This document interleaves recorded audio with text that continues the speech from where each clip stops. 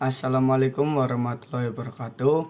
Perkenalkan, nama saya Al-Gofiki dari kelas 11 TKR 5 absen 5. Di sini saya akan mempresentasikan tipe dan karakteristik suspensi. Menurut konstruksinya, suspensi dapat digolongkan menjadi dua tipe. Yang pertama, suspensi tipe rigid. Pada suspensi tipe rigid, roda kiri dan kanan dihubungkan oleh aksel tunggal. Kedua, suspensi model bebas.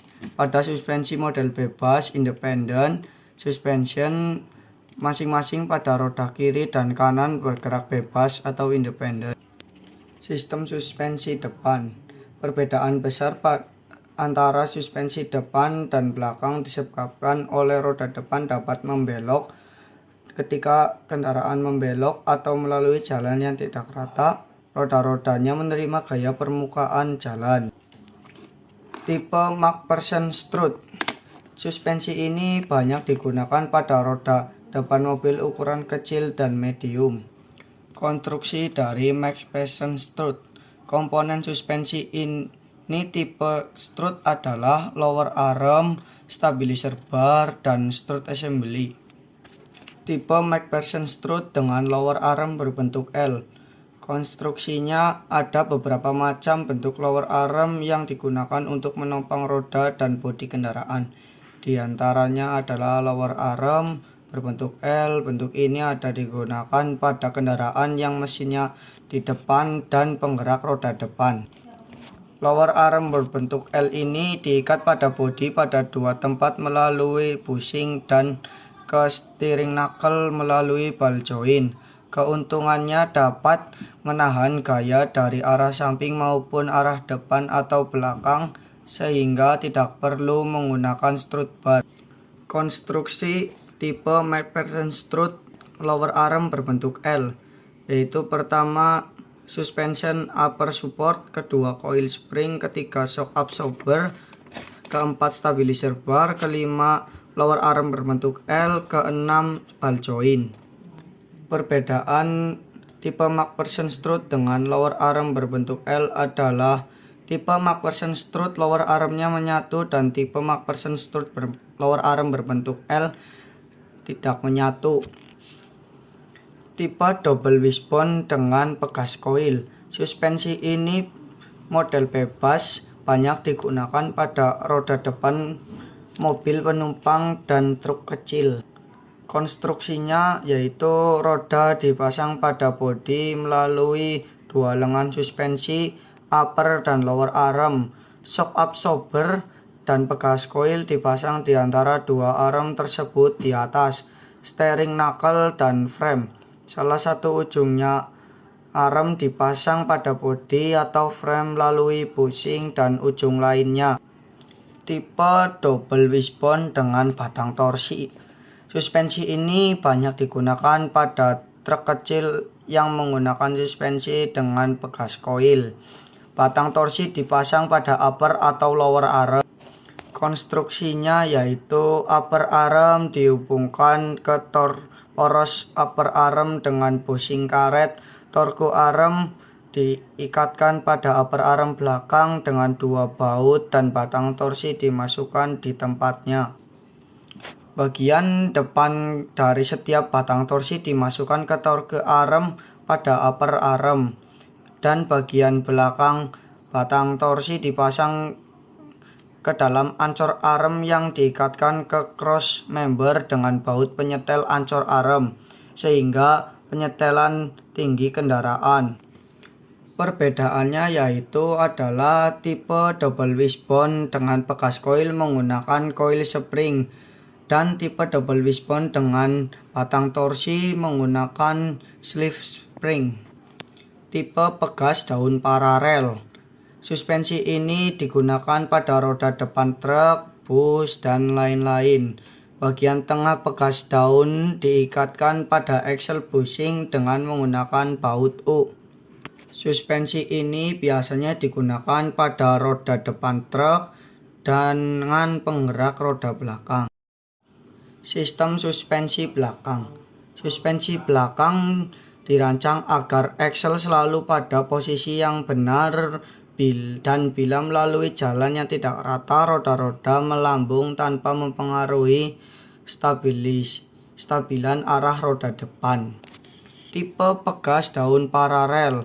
Suspensi rigid axle ini banyak digunakan pada suspensi belakang kendaraan komersial. Tipe axle yang biasa digunakan suspensi dengan pegas daun paralel disebut live axle, yaitu satu unit yang terdiri dari diferensial, axle shaft, dan wheel hub. Tipe four link.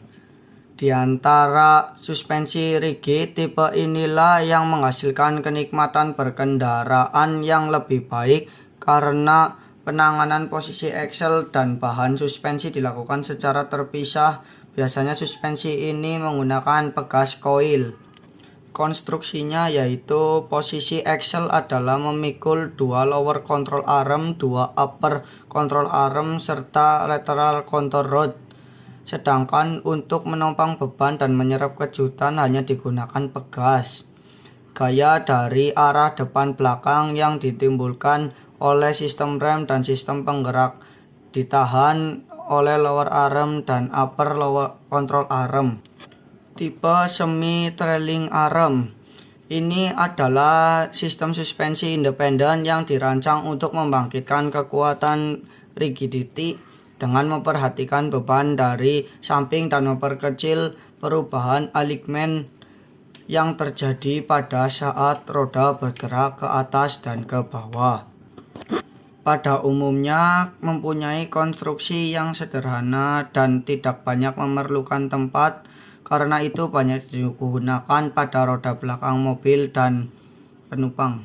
Konstruksinya yaitu swim axis pada suspension arm terletak di depan roda dan arm dipasang dengan bushing pada suspension member sehingga axle membentuk sudut terhadap garis tengah kendaraan. Differential support member dipasang pada bodi melalui bushing sebagai penyangga diferensial. Di samping itu, CV atau constant velocity joint biasanya digunakan sebagai joint pada drive shaft. Tipe strut dual link. Suspensi tipe ini digunakan pada roda belakang kendaraan yang mesinnya di depan dan penggerak roda depan. Suspensi ini termasuk salah satu tipe suspensi strut. Konstruksinya yaitu roda-roda ditopang oleh 2 suspension arm dan strut rod. Suspension arm terletak hampir tegak lurus dengan garis tengah kendaraan, sedangkan strut rod sejajar dengan garis tengah kendaraan. Beban dari depan, belakang, dan sisi dan vertikal ditahan oleh komponen yang berbeda.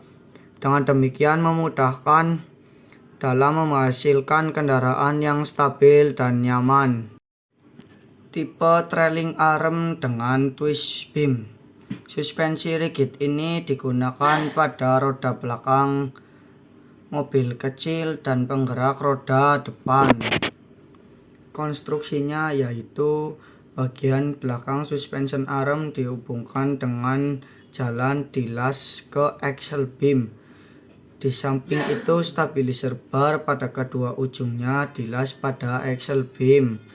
Beban yang diterima roda diteruskan menurut arahnya ke komponen yang bersangkutan, yaitu pada saat roda-roda penggerak dengan arah yang berlawanan, yang satu ke atas dan yang satu lainnya ke bawah. Gerakan puntiran dari ujung suspension arm dilakukan diteruskan ke dalam gerakan puntiran axle beam belakang yang terpasang pada stabilizer dan suspension arm belakang.